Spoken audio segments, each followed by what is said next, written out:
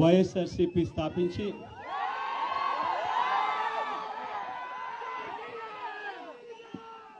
పదహైదు సంవత్సరాలు దాదాపుగా ఈ రోజుతో మొదలవుతా ఉంది.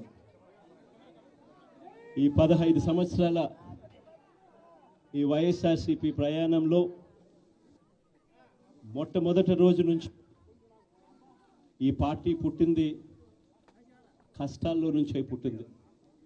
ప్రజల కష్టాలను వైఎస్ఆర్సీపీ పార్టీ తమ కష్టాలుగా భావించి ప్రజల తరపున వాయిస్ ఆఫ్ ది వాయిస్లెస్ కింద ప్రతి అడుగులోనూ పోరాటం చేస్తూనే వస్తూ ఉంది వైఎస్ఆర్సీపీ.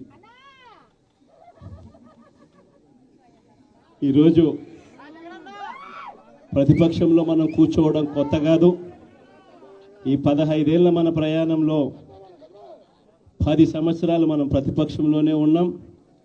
దీటైన సమాధానం అధికారంలో ఉన్న వాళ్ళకు ఎప్పుడు ఇస్తూనే వచ్చాం.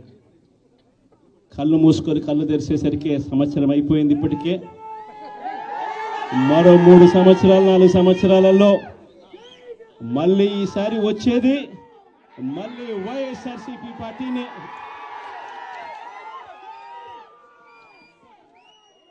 ఈరోజు వైఎస్ఆర్సీపీకి సంబంధించిన ప్రతి కార్యకర్త కూడా గ్రామంలో ఉన్న ఏ ఇంటికైనా కూడా వెళ్ళొచ్చు.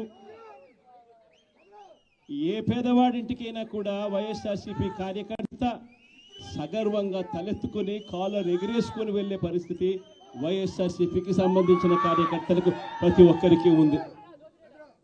ఏ ఇంట్లోకి వెళ్ళినా కూడా వైఎస్ఆర్సీపీ